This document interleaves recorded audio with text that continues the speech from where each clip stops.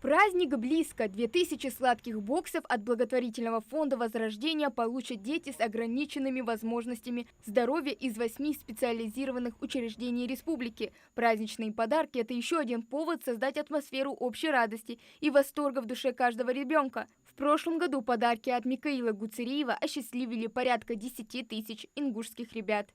Ну и, конечно, ваш любимый Гордади!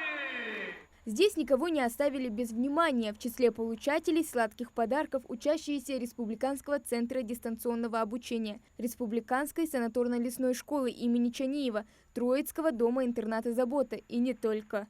Спасибо огромное, кто это организовал. Это на радость детям. Дети будут очень довольны.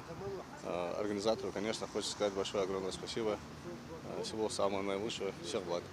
Это же не разовая акция, в прошлом году тоже она была, да? Да. Каждый год почти, сколько я работаю, сколько я помню, повторяется вот эта акция. Поддержка молодежных инициатив и проектов создания условий для развития детского творчества занимает важное место в деятельности известного мецената Микаила Гуцериева. Хотелось бы поблагодарить его за столь высокое внимание, которое он ежегодно оказывает нашим детишкам.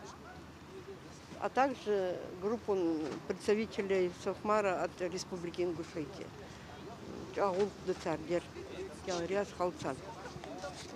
Насколько дети рады таким подаркам? Конечно, рады.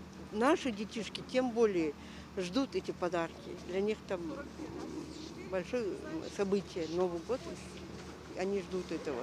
Это не первая акция от благотворительного фонда Возрождения. В прошлом году ребятам из Ингушетии показали увлекательное представление, которое стало самым главным новогодним подарком для мальчишек и девчонок. Участие в новогодних утренниках позволило детям ощутить особую атмосферу волшебства и погрузиться в мир сказок и чудес, а также зарядиться новогодним настроением.